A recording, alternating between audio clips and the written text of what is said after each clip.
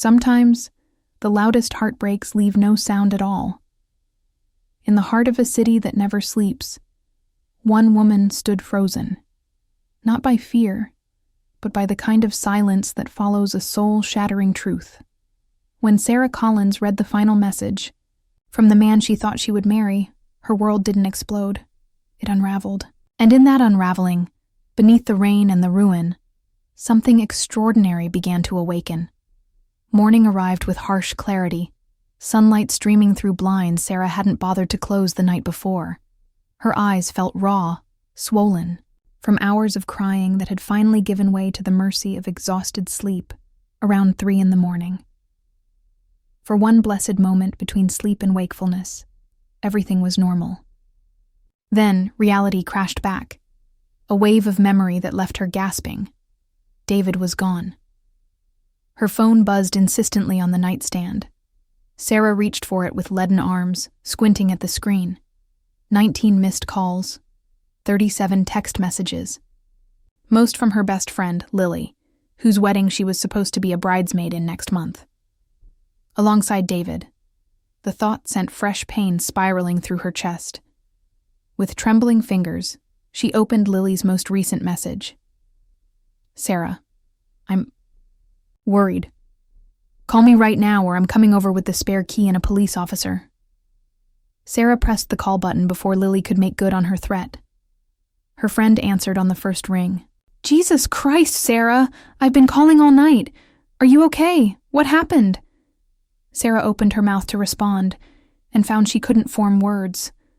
A strangled sound escaped instead, halfway between a laugh and a sob. I'm coming over, Lily said immediately. Don't move. No, Sarah managed finally, her voice rough.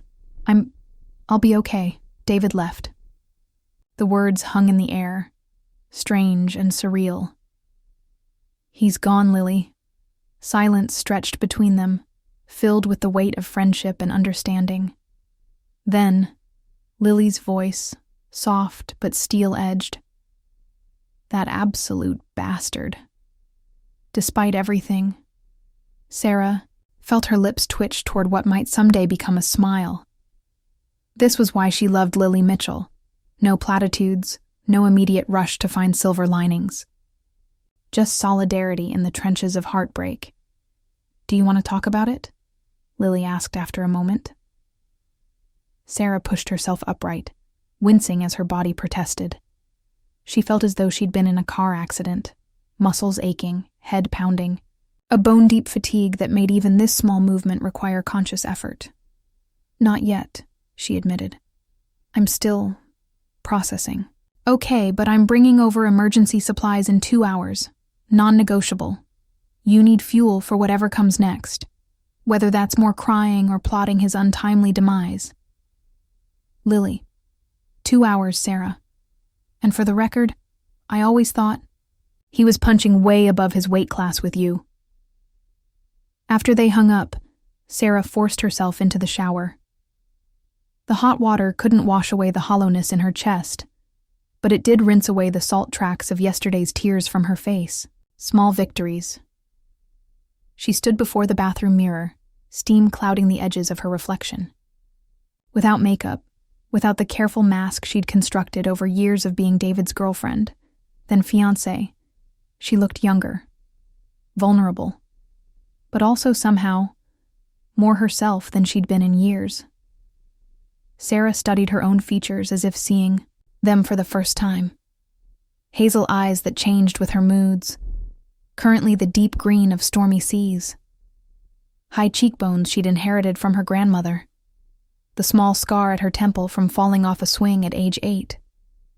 The constellation of freckles across her nose that David had once called cute, but had later suggested she cover with foundation for professional settings. Who are you? She whispered to her reflection. Without him, who are you? The question echoed in the small bathroom, unanswered but resonant with possibility. Wrapping herself in a towel, Sarah padded into the bedroom she had shared with David for the past 3 years. His absence was palpable, evident in the empty hangers in the closet, the vacant spaces on the bookshelves, the missing laptop that usually sat on his side of the bed. How long had he been planning this? The thought sent a chill through her that had nothing to do with her damp skin. How many nights had he lain beside her, already gone in every way that mattered? Sarah's gaze fell on the nightstand drawer. With shaking hands, she pulled it open and removed a leather-bound journal, a gift from her father when she graduated college. She hadn't written in it for years. David had never understood her need to process thoughts on paper, had found it oddly archaic in the digital age. Words need somewhere to live, her father had said when he gave it to her.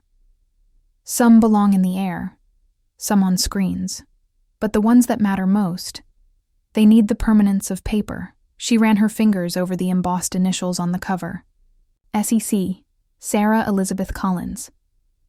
A name that belonged to her alone. Sitting cross-legged on the bed, her bed now, she opened to a blank page and uncapped a pen.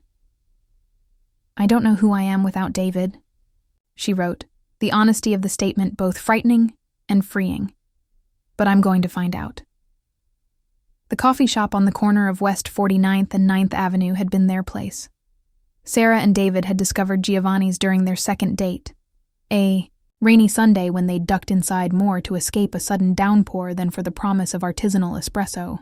They'd stayed for 3 hours, talking until the baristas began stacking chairs on tables, reluctant to break the spell of new connection.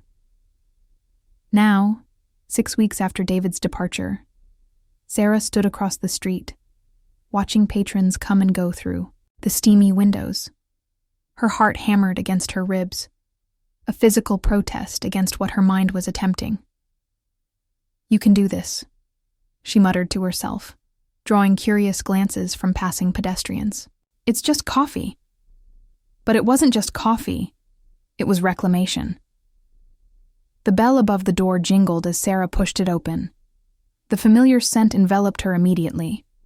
Roasted beans, cinnamon, the faint undercurrent of baking pastry. Giovanni himself stood behind the counter, his impressive mustache now more salt than pepper, his booming laugh unchanged. He spotted her and his face lit up with recognition. Sarah, where have you been hiding, ragazza? She managed a smile that felt almost natural. Hi, Giovanni. Been busy, that's all. He assessed her with the shrewd gaze of someone who had witnessed decades of human drama from behind an espresso machine. No David today? The question, innocent, expected, still scraped against raw nerves. No, she said simply. Not today. Not anymore, actually. Understanding dawned in Giovanni's eyes. He nodded once, decisively. I see. Then today, your coffee is on the house. What will you have? Actually, Sarah said, surprising herself, I think I'd like to try something new. Giovanni's eyebrows rose, and then he smiled. A different smile than before, one that held approval. Something new. Yes, I think that's wise. Let me make you my special. You sit. Sarah chose a table in the corner, not their usual spot by the window, and watched Giovanni work, his movements precise and practiced. Outside, New York continued its relentless pace, unchanged by her personal earthquake. There was comfort in that constancy. Her phone buzzed with a text from Lily. Meeting. Ran long. Still on for dinner? I need all the details about the interview. Sarah smiled as she typed back. Absolutely. I'll need wine. Lots of wine. The job interview had been Lily's idea. Financial analysis for a nonprofit is perfect for you, she'd insisted. You get to use your scary smart brain for actual good instead of helping billionaires become trillionaires. Sarah hadn't been sure. Her entire career had been built in the corporate sector, carefully climbing the ladder at Preston and Marsh Financial, where David had been her mentor before becoming her boyfriend. The thought of starting over terrified her. But terror, she was learning, sometimes pointed the way toward necessary change. Giovanni appeared at her table, setting down a mug of something that smelled divine. Coffee, yes, but with notes of orange and what might have been cardamom. "What is this?" she asked, inhaling the fragrant steam.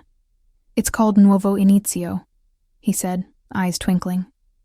"New beginning. Very appropriate, yes?" Sarah took a cautious sip.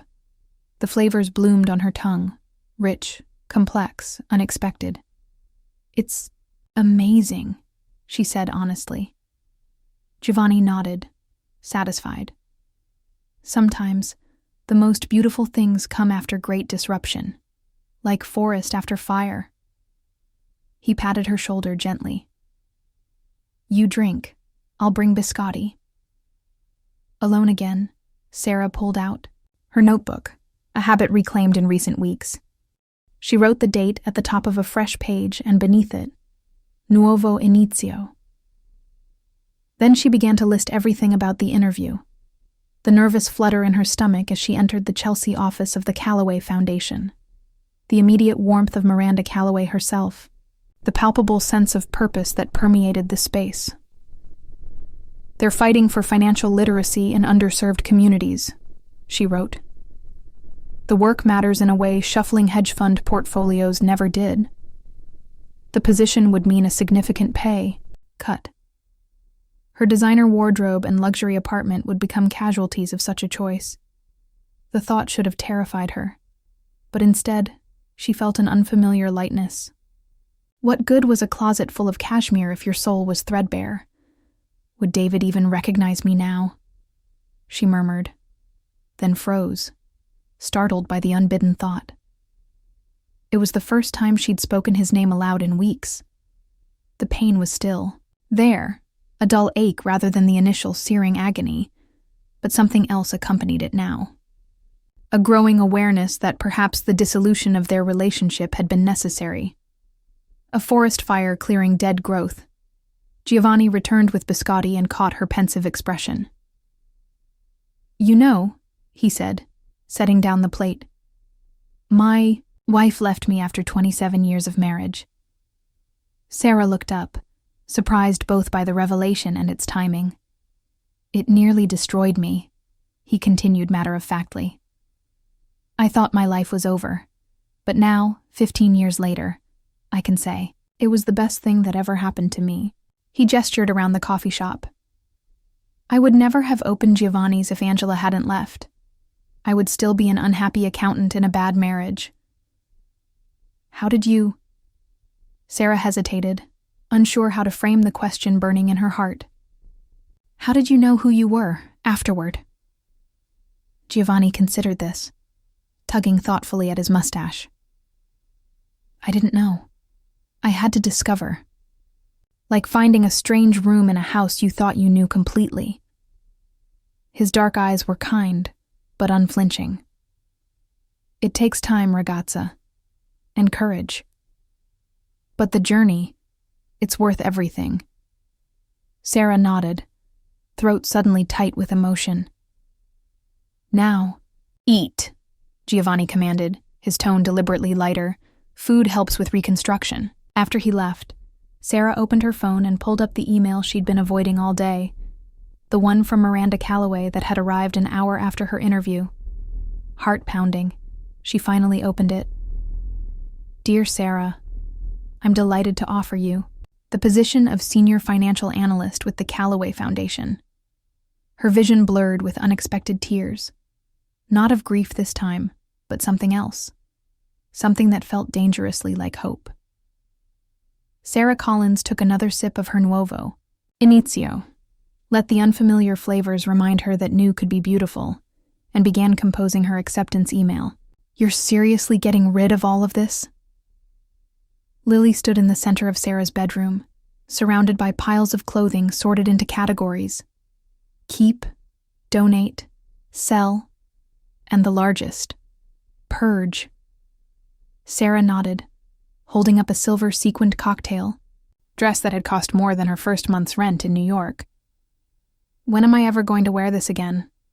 My new job doesn't exactly include charity galas with celebrities."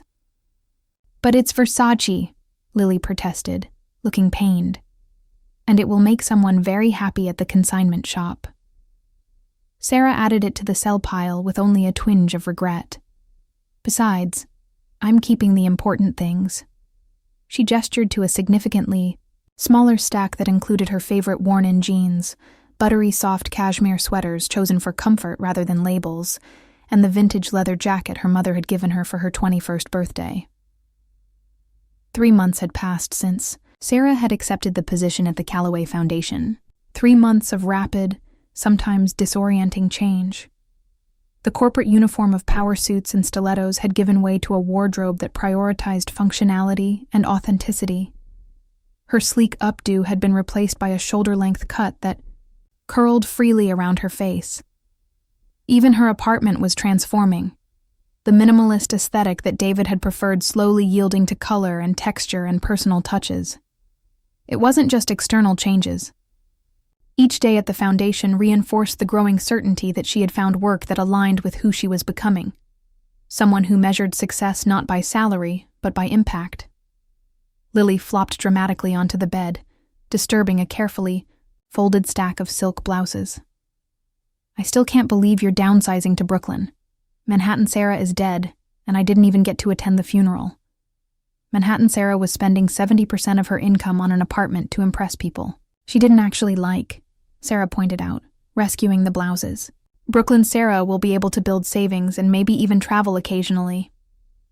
Brooklyn Sarah sounds suspiciously well-adjusted, Lily grumbled, but her eyes were warm with approval.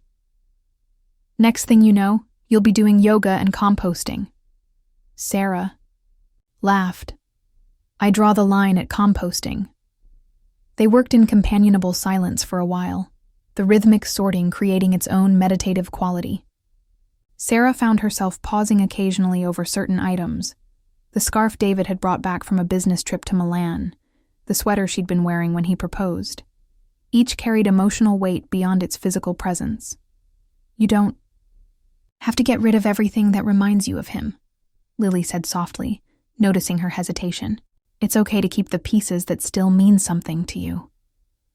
Sarah considered the scarf in her hands, cashmere in a shade of blue that had always made her eyes look more green than brown.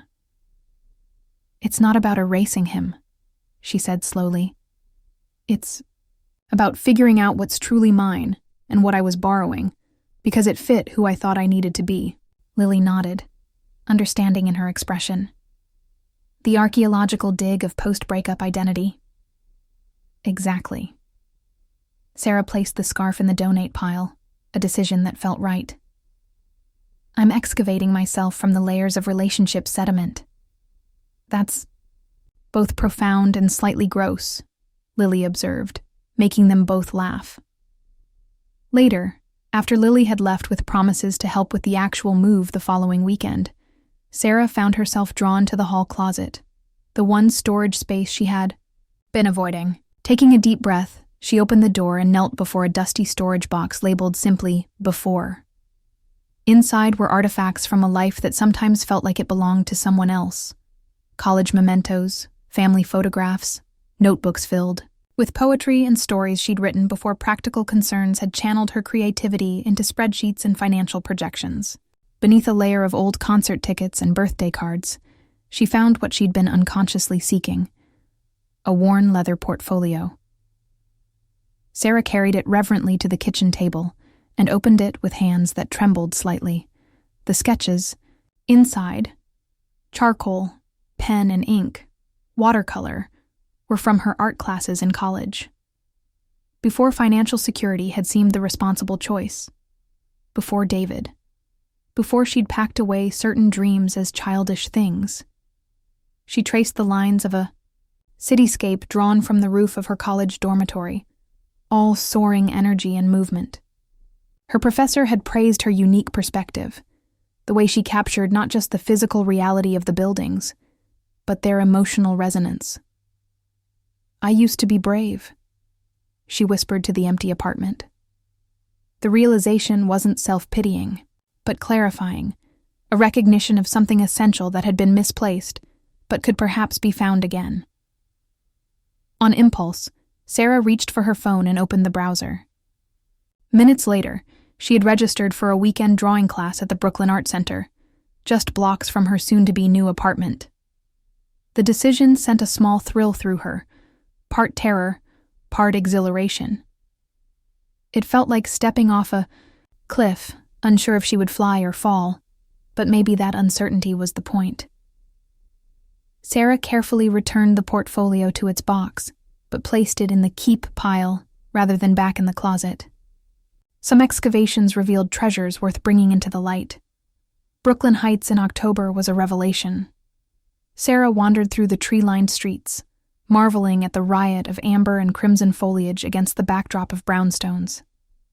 Sunlight filtered through leaves, casting dappled patterns on the sidewalk that reminded her of the impressionist paintings she'd studied in her single art history class in college.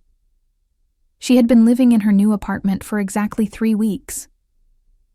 The space was smaller than her Manhattan high-rise, a pre-war one-bedroom with creaky hardwood floors and windows that stuck in humid weather. But it felt more like home than anywhere she'd lived since leaving her parents' house for college.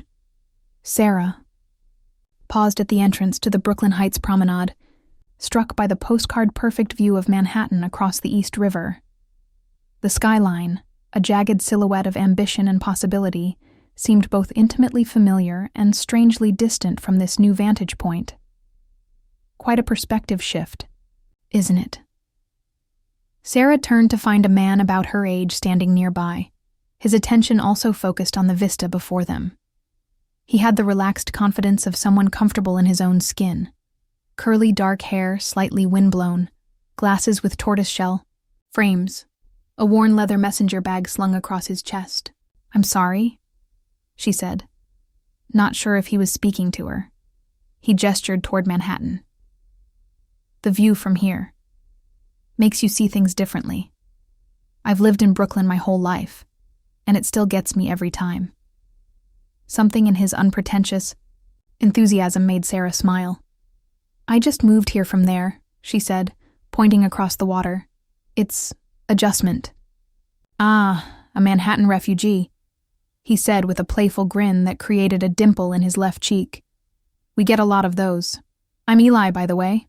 Eli Morales, unofficial ambassador of Brooklyn Heights. Sarah Collins, recent defector." They shook hands, a curiously formal gesture that nonetheless sent an unexpected warmth up Sarah's arm. "So, what brought you across the bridge, Sarah Collins?" Eli asked, leaning against the promenade railing. The question was casual, conversational, but it struck, at the heart of everything, what had brought her here. A broken engagement? A new job? A slow-building recognition that the life she'd been living wasn't the one she wanted? "I needed a change of perspective," she said finally, surprising herself with the honesty. Eli nodded, as if this made perfect sense. "Best reason to move, in my experience." He checked his watch and straightened. "I'd better get going. I've got a class to teach in 20 minutes. But if you ever want a locals tour of the neighborhood, I make an excellent guide. No tourist traps, guaranteed genuine Brooklyn experience." Before Sarah could formulate a response to what might have been a casual offer or something more, Eli reached into his messenger bag and pulled out a business card. "My details. No pressure either way." The card was simple but distinctive. Cream-colored, stock with Elijah Morales, professor of urban studies, NYC College, printed in classic typography. Beneath was a phone number and email address. "Thanks," Sarah said, slipping it into her jacket pocket. "Maybe I'll take you up on that." Eli's smile widened, revealing straight white teeth and deepening that intriguing dimple. "I hope you do." Then, with a casual salute, he continued down the promenade toward the Brooklyn Bridge. Sarah watched him go, a curious lightness blooming in her chest. It wasn't attraction, or at least, not only attraction. It was the simple pleasure of human connection without the weight of history or expectation, a conversation that existed only in the present moment, unencumbered by who she had been or who she might become. When he disappeared from view, Sarah turned back to the Manhattan skyline. From this distance, the buildings that had once dominated her daily existence seemed like elaborate toys, impressive but less intimidating than they had appeared from street level. Perspective matters, she thought, remembering Eli's words. Perhaps that was what she'd needed all along, not to escape her old life, but to view it from a different vantage point. On impulse, Sarah pulled out her phone and tapped Eli's number into her contacts. She didn't send a message, not yet. But the act itself felt significant. An acknowledgement that her new geography might include more than just physical spaces. As she continued her walk, Sarah found herself noticing details she might have missed before. The intricate ironwork on a garden gate, the geometric patterns of brownstone steps, the way certain buildings caught the late afternoon light. Her fingers itched for a pencil and paper, a sensation she hadn't experienced in years. Tomorrow was her first drawing class. The thought sent nervousness skittering through her stomach, but beneath it lay a current of anticipation that felt like waking up after a long sleep. By the time Sarah returned to her apartment, dusk was settling over Brooklyn. She made tea and, curled up in the window seat she'd created with cushions and throws, her favorite spot in the new space. Beyond the slightly warped glass, lights were coming on across the neighborhood, each illuminated window a glimpse into other lives being lived. Her phone pinged with a text from Miranda Calloway. Budget proposal looks fantastic. Board meeting tomorrow at 10. You ready to present? Sarah smiled as she typed back. Ready. See you in the morning. 6 months ago, the thought of presenting financial strategies to a board of directors would have sent her into an anxiety spiral. Now, it generated a steady confidence. Not because she was certain of success, but because she understood that her worth wasn't contingent on perfection. As darkness settled over Brooklyn, Sarah opened her journal and wrote, I am beginning to recognize myself again. Not the self I was before David, but someone new. A composition of past and present, familiar and strange. I am a work in progress, and for the first time in a long time, I'm curious to see how I turn out.